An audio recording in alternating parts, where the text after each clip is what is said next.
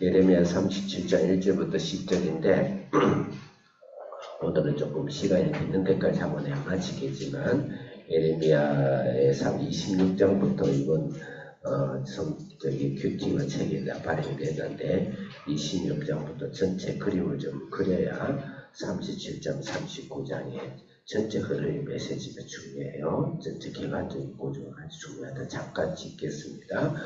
26장, 27장은 드디어 예레미야가 성전이 파괴될 것이다. 그럼 너희들이 바벨론으로 포로로 잡아갈 것이다. 그 메시지를 전해요.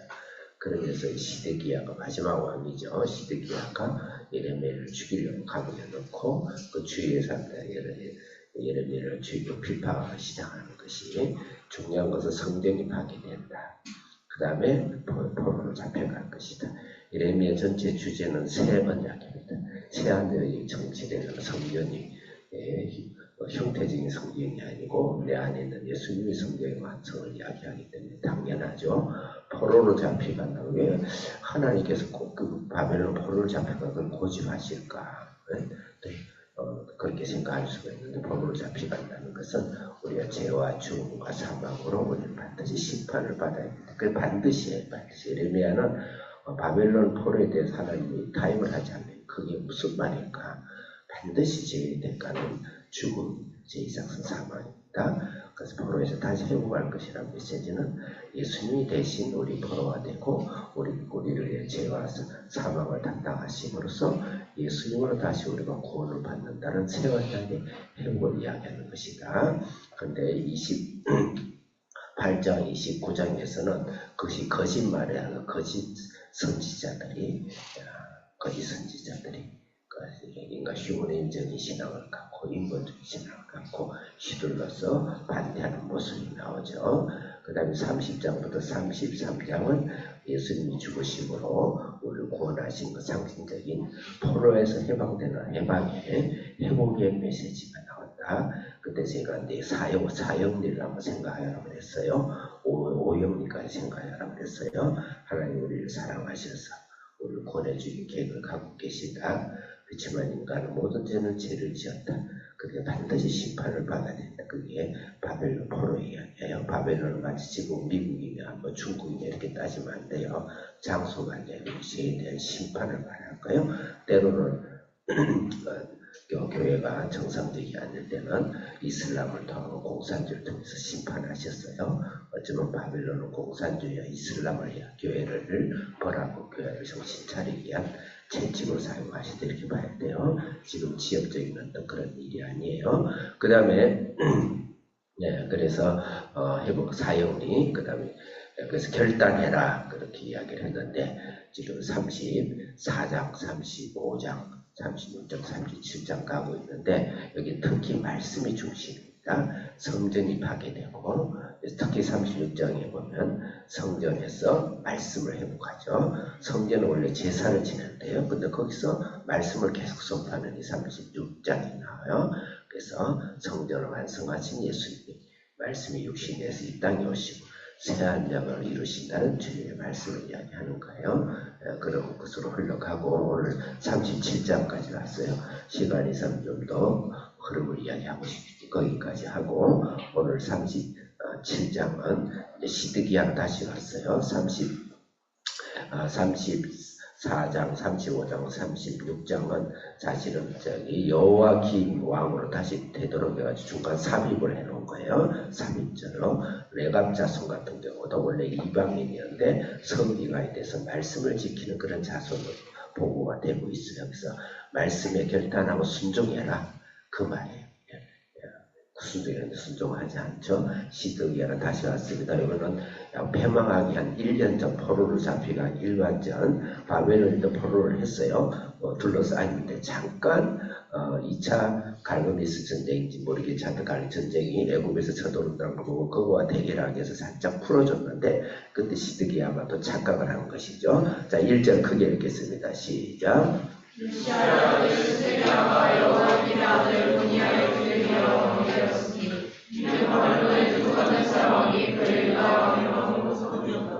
금방 34절부터 36절까지 3일절에서 말씀을 순종하고 말씀을 지키고 언약을 지켜라.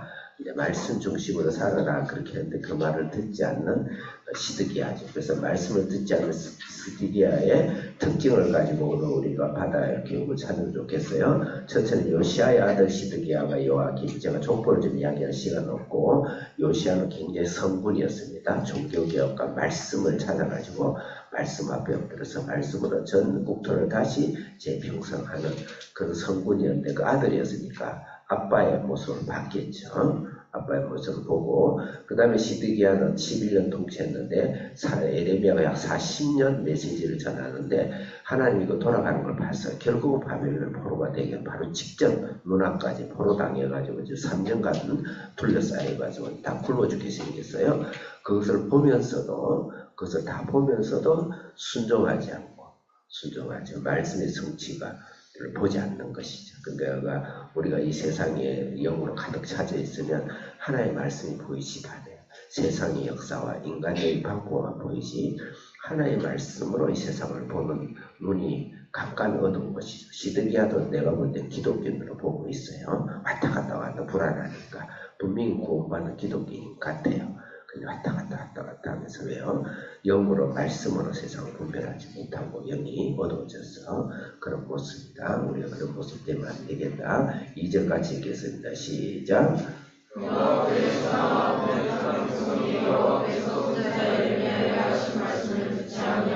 네, 그래서 눈앞에 바로 심판이 있음에도 불구하고 하나님의 말씀보다 인간 판단. 왜 그러냐면 5절 한번 읽어보겠습니다. 시작.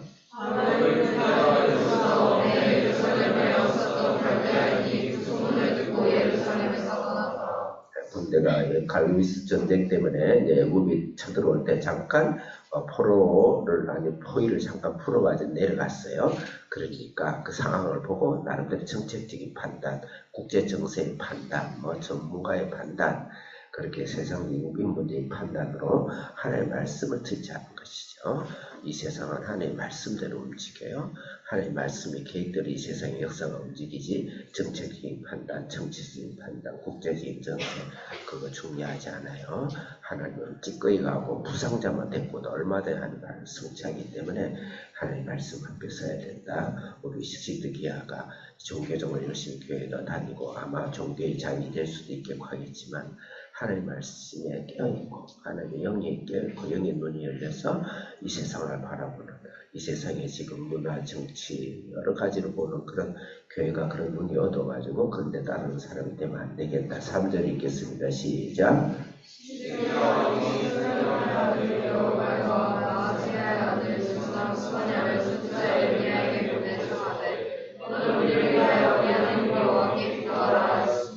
말씀을 따르지 않는 특징 중에는 주위의 인물들, 세lem의 아들 이우갈, 제 아들 제사장 스바냐, 서르맹의 이 사람들은 나중에 보면 에레미야를 사역시키려고 그래. 죽여서 가두고 막 거짓 선지자 따르고 막 이런 사람들.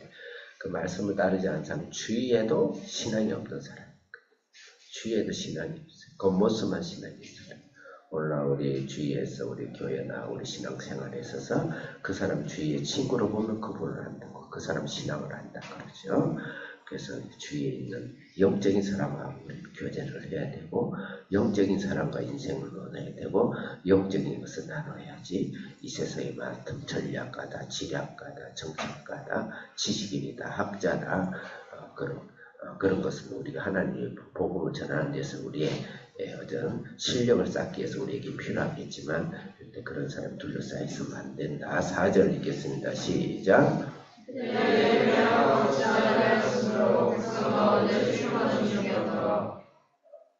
네, 금방 읽었죠. 시간이 없으니까. 근데 하나님은 어떤 분이신가를 좀 찾도록 하겠습니다. 시간상 6절 크게 시작. 여호와의 말씀이 선지자 에레미야에게 임하여 이르시되 여호와의 말씀이 선지자 에레미야에게 임했다. 하나님의 말씀은 하나님을 찾고 하나님을 위해서 모든 것을 드리고 깨어있는 자에게 말씀이 임합니다. 그래서 여러분 주위에 하나님의 말씀을 기도하고 성령으로 충만하고 하늘 깨어있는 여러분 영적 지도자를 잘 따르시고 그런 사람 말에 귀 기울이셔야 돼요.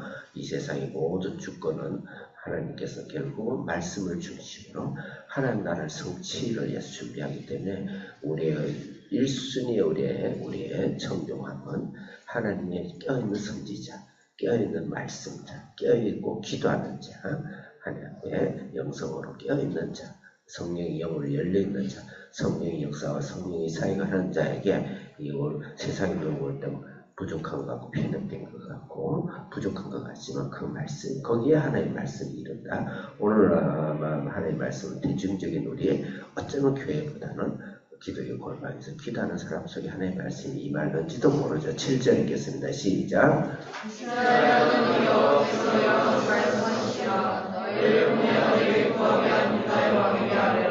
9절 읽겠습니다. 시작.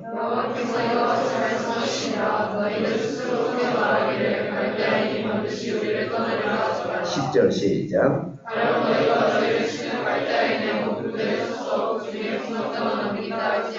아멘. 거기까지 한 교회가 아무리 크다 많다 세계 10대 교회가 있다 우리는 세계 7대 교회다 교인이 30%다 우리는 세계 10이다 우리 한류바람이 전 세계를 불고 있다 우리는 민족이 통일될 것이다 민족 정신으로 가야 된다 민주화는 우리가 됐다 뭐 남녀 평등이 되었다 모든 것이 다 된 것처럼 하지만 하나님이 찌꺼기 같은 부상자를 통해서도 하나님의 말씀과 이 역사를 주관하려고 반드시 열심히 해야 됩니다. 살아계신 하나님 아버지 오늘도 인류의 만물을 예수의 중심으로 말씀의 중심으로 구원의 중심으로 신앙의 중심으로 성령의 중심으로 인도하시옵소서 감사합니다. 예수님 이름으로 기도합니다. 아멘.